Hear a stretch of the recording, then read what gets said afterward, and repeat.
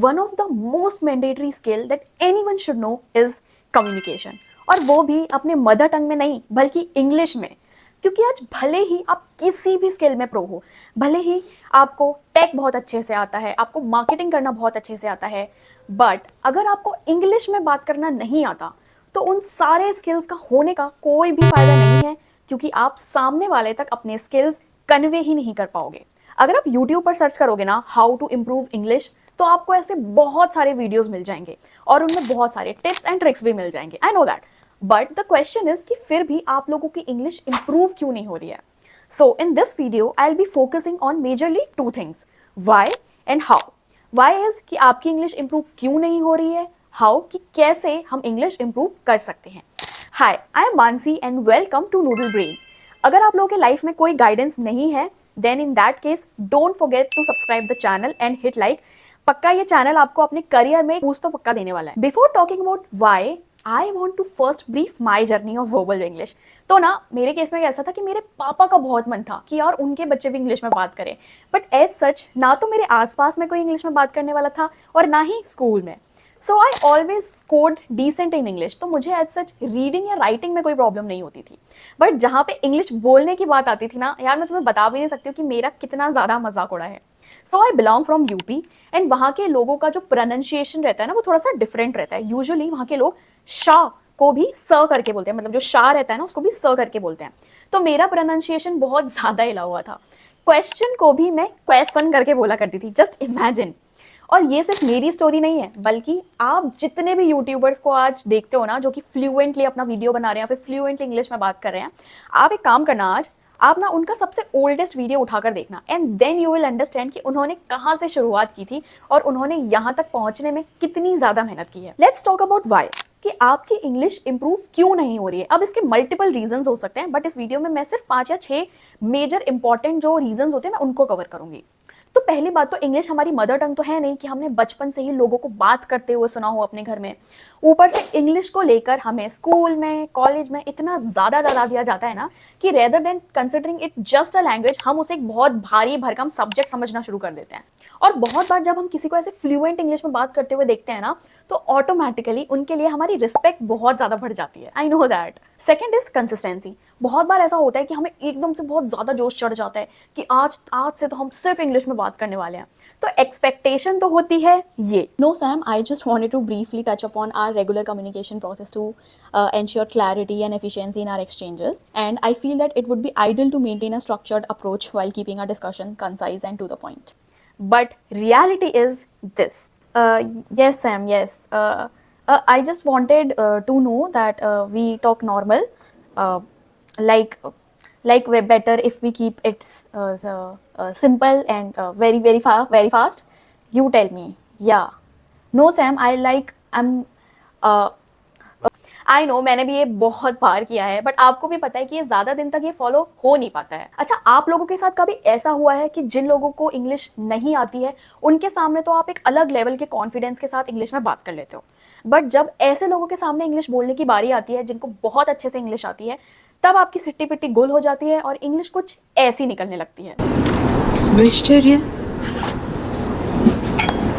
Vegetarian is fine. What do you want to eat? Only vegetarian. A bagel, a wrap, a sandwich? Sandwich. Okay. कभी सोचा है क्यों? Let me answer that for you. तो एक तो जब हम सेकंड कैटेगरी के सामने इंग्लिश बोलने का ट्राई करते हैं ना, तो पहले से हमारे मन में एक डर बैठ जाता है। हमें लगता है कि यार इन्हें तो बहुत अच्छे से इंग्लिश आती है, अगर हमने इनके सामने कुछ भी गड़बड़ कर दी तो हमारी बेइज्जती हो जाएगी या फिर हमारा मजाक उड़ाएंगे, जिसकी वजह से हम इंग्लिश बोलने से पहले ही बहुत ज़्यादा अंडर कॉन्फिडेंट फील करते हैं। एंड जब वो एक्चुअल सिनेरियो आता है तो ऑटोमेटिकली हम गड़बड़ इंग्लिश बोलना शुरू कर देते हैं। पैसिव कंजम्पशन का मतलब होता है कि आप इंग्लिश सॉन्ग्स, मूवीज़, पॉडकास्ट तो देख रहे हो, बट उसे अपने लाइफ में रेप्लिकेट नहीं कर रहे हो, यानी कि उनसे ना तो कुछ सीख रहे हो ना ही उन्हें अपने डेली लाइफ में प्रैक्टिस कर रहे हो। लेट्स से फॉर एग्जांपल, आज मैंने एक पॉडकास्ट देखा, मैंने उससे एक न्यू वर्ड सीखा, बट जब तक मैं उस न्यू वर्ड को अपने लाइफ में अप्लाई ही नहीं करूंगी, उसको सेंटेंस में यूज़ ही नहीं करूंगी, तो मैं 3 दिन के बाद ऑटोमेटिकली वो वर्ड भूल जाऊंगी एंड मेरा जो पॉडकास्ट देखने का कोई भी फायदा नहीं निकल के आएगा। So that's what passive consumption is. I guess ये वाली गलती ना हम सब करते हैं। हम लोग इंग्लिश में बोलने से पहले ही खुद को वोकैब और ग्रामर के नाम पर इतना ज़्यादा डरा देते हैं ना कि नहीं भाई, ग्रामेटिकली सेंटेंस एकदम करेक्ट होना चाहिए, तभी तो हम बोलना शुरू करेंगे। कुछ लोगों को तो मैंने वोकैबलरी के नाम पर एक इतनी मोटी बुक आती है, आई गेस नॉर्मन लुइस करके, लेविस करके, तो उसे मैंने लिटरली पूरी की पूरी रटते हुए देखा है। But you know what, vocabulary and grammar comes in the latter part. सबसे पहले तो जब तक आप इंग्लिश में बोलना प्रैक्टिस नहीं करोगे, तब तक ना तो आप इंग्लिश से हैबिचुअल होगे, ना ही आपकी टंग पर वो फ्लो बनेगा। Okay, now let's focus on how to improve English. Now we are talking about how. I know कि ये वाला जो पॉइंट है ये ऑलरेडी बहुत ज़्यादा सैचुरेट हो चुका है, but start thinking in English is one of the most important and first step अगर आपको सच में इंग्लिश में फ्लुएंसी बिल्ड करनी है तो। हम अपने डेली लाइफ में सबसे ज़्यादा बात खुद से करते हैं, राइट? तो आज से ना just start forcing your brain to think in English. अब आप बोलोगे कि ये कैसे होगा? भाई बहुत ज़्यादा सिंपल है। लाइक फॉर एग्जाम्पल, जैसे आप अपने मन में ये बोल रहे हो कि यार बहुत भूख लगी है, तो rather than saying this, start by consciously saying I am feeling very hungry. I know आपको अभी फिलहाल के लिए बहुत ज़्यादा स्टूपिड लग रहा होगा, बट आपने अगर ये सिर्फ 30 दिन भी कर लिया ना, तो ट्रस्ट मी, आप अपने आप ही अनकॉन्शियसली इंग्लिश में सोचना ज़रूर शुरू कर दोगे। ये मेरी खुद की ट्राइड एंड टेस्टेड ट्रिक है। These are the 3 very important pillars to learn any language.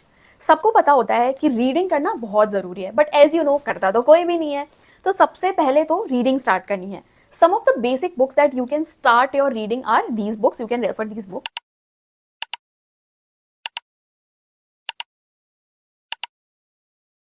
Okay, so reading करने के बाद please please start writing in English.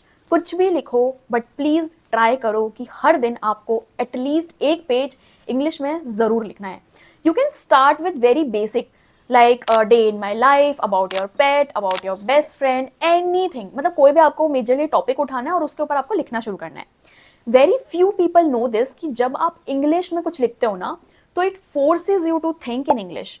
और आजकल तो चैट जीपीटी आने के बाद आपको किसी की हेल्प की जरूरत भी नहीं पड़ेगी। जो भी आपने लिखा होगा, अगर आपको उसकी गलतियां निकालनी है, तो सिंपली आप क्या करना, आप उस पैसेज को लेना, चैट जीपीटी में जाके पेस्ट कर देना और चैट जीपीटी को उसे करेक्ट करने के लिए बोल देना। अब इसके लिए आप क्या प्रॉम्प्ट दोगे, तो for that you can check this video above in the link. Next very important thing is speaking. Speaking का best way to practice is कि आप ना कोई भी रैंडम टॉपिक लो, आप वो वाला टॉपिक भी ले सकते हो जिस पर आपने ऑलरेडी अभी अभी एक पैसेज लिखा है, और ना अपने फ्रंट कैमरे से खुद को बोलते हुए रिकॉर्ड करना शुरू करो। आप मिरर में देख के भी ये सेम प्रैक्टिस फॉलो कर सकते हो। I know this sounds so weird और आपको थ्रू आउट प्रोसेस बहुत अजीब लगेगा, बट एक बार ना आप कंटिन्यूसली फॉर 20 डेज ये करके देखो। आपकी जो टंग फ्लुएंसी है ना, उसमें बहुत ज़्यादा इंप्रूवमेंट होगा, नंबर 1।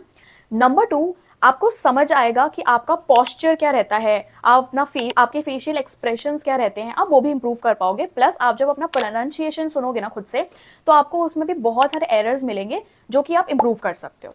आप जितना इंग्लिश में कंटेंट देखोगे ना, उतना ही आपको बेनिफिट करेगा वो।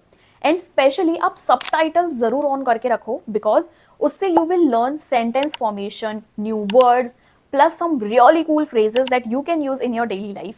And trust me, मैं अभी भी subtitles on करके videos देखती हूँ, although मुझे इंग्लिश बहुत अच्छे से समझ में आती है, but just to make sure कि कौन से वो अच्छे अच्छे phrases हैं जो ये लोग यूज़ कर रहे हैं, जो कि मैं फर्दर अपने कम्युनिकेशन में यूज़ कर पाऊँ, and I even make a note of that. Start in English rather than jumping directly on English. क्योंकि ये इससे आप क्या कर रहे हो कि अपने ब्रेन को फोर्स कर रहे हो कि आज तक जो वो हिंदी में कॉन्वर्सेशन करता हुआ आ रहा था, या फिर what ever is your mother tongue, directly आप उसे बोल रहे हो कि कल से यार तुझे ना इंग्लिश में बात करनी है। तो आपका ब्रेन भी कंफ्यूज हो जाएगा और आप गलत सलत इंग्लिश में बात करना शुरू करोगे। अच्छा, एक बात बताओ, आप लोगों ने वो वाले न्यू मॉम्स को देखा है जो अपने छोटे छोटे बेबीज को स्लोली एंड स्टेडीली इंग्लिश में बात कर, इंग्लिश के जो भी वर्ड्स होते हैं वो डेली लाइफ में यूज़ करना शुरू कर देती हैं, एंड एक टाइम के बाद बच्चा पूरा का पूरा सेंटेंस फॉर्मेशन सीख जाता है। तो बस तुम लोग को भी यही ट्रिक फॉलो करनी है।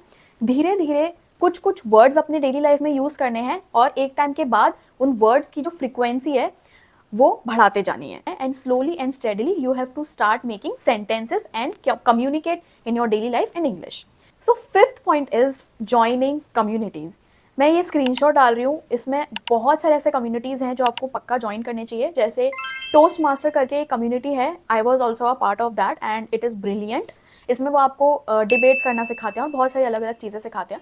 तो इससे आपका कम्युनिकेशन तो इम्प्रूव होगा ही, सेकेंडली आप नए नए लोगों से मिलोगे, आप और अपॉर्चुनिटीज़ एक्सप्लोर करोगे, प्लस आप अगर इंट्रोवर्ट हो तो उसमें भी आपको बहुत ज़्यादा हेल्प होगी. All right, so that was all for today's video. And अगर आप लोगों के पास इसके अलावा भी और ज़्यादा ट्रिक्स या टिप्स हैं जो आप लोगों को एक्चुअली हेल्प किए थे तो प्लीज़ कमेंट सेक्शन में ज़रूर डाल देना. And thank you so much for watching the video. Happy learning.